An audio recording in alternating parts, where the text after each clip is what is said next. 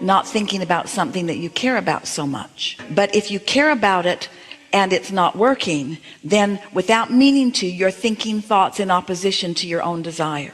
But I actually care about being in movies for like the experience. Like I want to see myself. I want to have this adventure. I want to travel a lot. I do it for the feeling. I know it. And so what I do in the process is like I sit down. I have always a sentence. It excites me to know that in my dear reality, I feel excitement. And then when I hear it. So here's an important question for you. So what you just said to us, it's really good if it's true. It might be, might not be. This is really good. This is what you just said to us. I want to feel good. I want to feel happy. I want to feel free. And that means travel and lots of fun things. And it doesn't matter to me how it comes to me. I will take those wonderful things in any way. Yeah, those experiences. But we think you also want to be in movies. Yeah, because I love being in front of camera. And it's in your vortex. The things that you've been sifting and sorting have put that there. So we don't want you to say, I don't want it when you want it. We just don't want you to focus upon something that is a problem subject for you and deny what you do want. Can you hear this important distinction that we've been making all day? There's plenty of movies in your vortex. There's plenty of movies in your vortex. But the way to them is not by thinking about the movies that aren't happening right now. So what do you want me to do? We want you to think about anything that allows the circuit to be open, because when the circuit's open, the movies will come. Anything that lets the circuit be open. And the conversation about the movies often doesn't let the circuit be open, because you know too much. You've talked to too many. There's too many starving actors out there. There's too many people who aren't in movies. There's too many conversations about only a handful are really getting all the things. Well, I've been thinking about feelings, and those feelings bring up memories of like past projects that were really exciting, so that brings up the feeling. That's helpful if you stay there, but often that feeling changes. You said it changes. If it feels exciting to you, then milk it as long as it feels exciting to you. And then I go to the next feeling. But often it turns before you really get any momentum going about it. That's the key in all of this. So let's back up and make sure that everyone understands how this really works. So first, you get anything you want. That's first.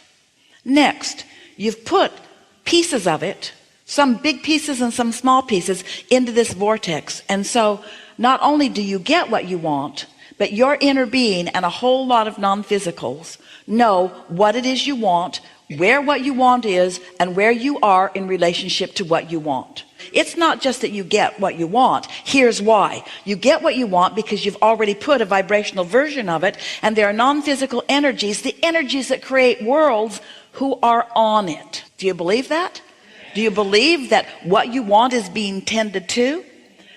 What you want is more than the individual pieces that you put in, because what you want has gathered together with those individual pieces. Law of attraction has been shining on this vibrational version of it, and it has become more even than the individual pieces that you put there, and it's calling you all the time. Now when it calls you, if you're in the vibrational vicinity of it, you feel enlivened by it.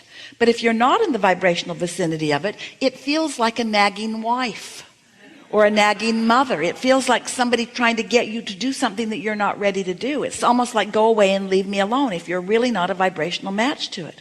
So if you think of it, it feels like you want to follow through with something. Then the more it's calling you from here, it always is, and the closer to there you are. So let's recap. You get everything that you want, and everything that you want is known by your inner being. And you, as you said to us accurately, you are at varying degrees of alignment, and so it feels different to you at different times. That's all right. It doesn't matter if it feels different to you. It's only important that you know that your inner being will never stop calling, that the path is never going to go away. The path to what you want will never disappear. The path to what you want is always valid and there for you. The only thing that changes is your receptiveness to that path. So if you're really resistant and you really want it, you're going to have a lot of hard knocks coming up. You're going to get it, but it's going to be a struggle. And oh, you're going to write a book, and it's going to feel so good to all the other starving actors who are reading it, because that's how they develop the bogus belief that you have to pay a big price for your success. Is because there have been a whole lot of people who have wanted it and not believed it, who have gone about it the hard way, and so they teach you that it's hard work to get what you want. But it isn't hard work to get what you want. It only takes alignment to what you want, and you have to figure out what thoughts you think help you and what thoughts you think don't help you. And that's pretty simple. What thoughts feel good and what thoughts don't feel good.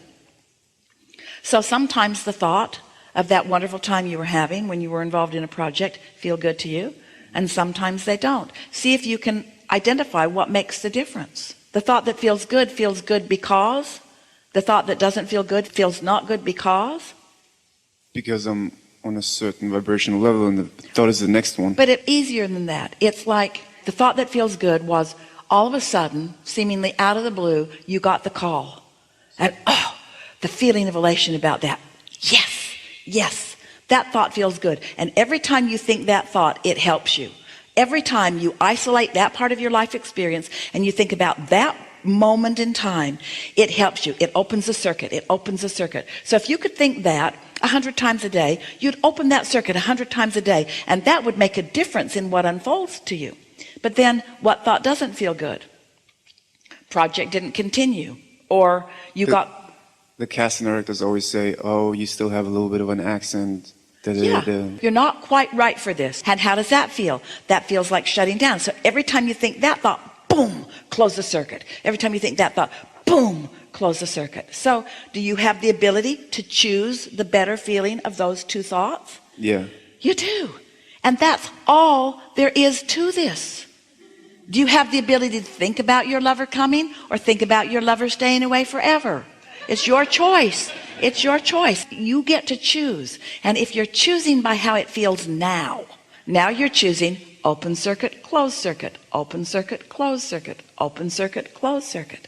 And the more you choose the open circuits, then the more momentum happens, and the more your desire dominates, and the more beliefs that haven't been helping fade into the background, and the more what feels like magic happens to you. And those who are watching you say, oh man, what's going on with you? I just heard you say that for the first time the other day, and you're already doing it. I just heard you talking about blue glass, and now the room's full of blue glass. I just heard you commenting on how you'd like to be on that project, and boom, magic, you're on that project. The universe will give you, as fast as you will let it, everything you want. And don't be hard on yourself, because you didn't know. Don't be hard on yourself if it takes you a little while to figure it out. That's part of the process.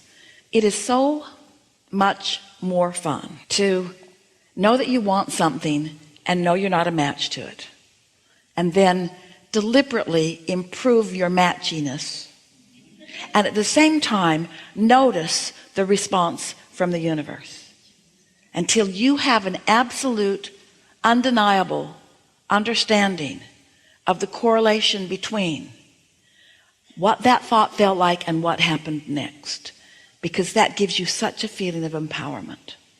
And then you're no longer just waiting around for somebody else to decide that you're appropriate for something. You decide that you are, and you line up with it, and then you watch them come to you because you decided it. You see, you've got casting directors and concierges and agents. You have all kinds of consciousness working for you that you've just got to open yourself to and let them do what they do. And I do that by always looking for the better feeling thought. Not always. That's irrational. As much as I can. As much as you can. And not to make that happen, but because that is the preferred feeling choice. We know it's a big price to pay for all the wonderful things you want to feel good. Oh, Abraham, I felt good for so long, and sure, I got lots of magnificent things, but what a terrible price I had to pay. Feel good all day, every day. There's not one right thought. There are a million better feeling thoughts that I can choose from. There are endless choices. Oh, this is really good. We really appreciate this conversation. The right thought is the one you can get and allow. It's as good as you can feel. That's the right thought. Don't try to get somebody else's right thought. Don't try to repeat what Abraham has said. As right as it gets is as good as it feels. But when you're consciously aware of it, then it just gets better and better. Those right thoughts that are right for you. And we don't mean right and wrong in the scheme of right and wrong across the board around the world. We mean what's right for you is the thought that opens the circuit the most. And what's less right is a thought that pinches the circuit off a little bit. So a good feeling thought is way righter than a not good feeling thought. But a thought of despair is in the terms of right and wrong, and we don't really like to do that, but a feeling of despair is as wrong as a thought can get. A feeling of anger is a much righter thought than a feeling of despair. A feeling of revenge is a much righter thought than a feeling of despair. And a feeling of overwhelmment is a much righter thought than a feeling of anger or revenge. And a feeling of hope is a much righter thought than a feeling of overwhelmment. But a feeling of belief is a much righter thought than a feeling of hope. Hope is laced with doubt. You're hoping it because you don't believe it, but you sort of kind of want it, but you're hoping. Blech. Hoping. But belief, that's a much stronger thought than hoping, but knowing. And so as you replay in your mind the things that you've lived, you know how that felt when that call came. You know how it felt when you got to be directed by someone who was good. You know how you feel when you think about projects and you're not killing it with doubt. You know how that feels. Can I think about the feeling too? If you can do that, that's even better, because the feeling has less resistance even than the thought that causes the feeling. Because the thought might spark the other end of the stick. The feeling won't. Ooh. You know how many new things you've led us to? Take that home with you. The intensity of your desire, you said it to us first. You said, but it keeps being new. It keeps being different. That's why. The evolution of who you are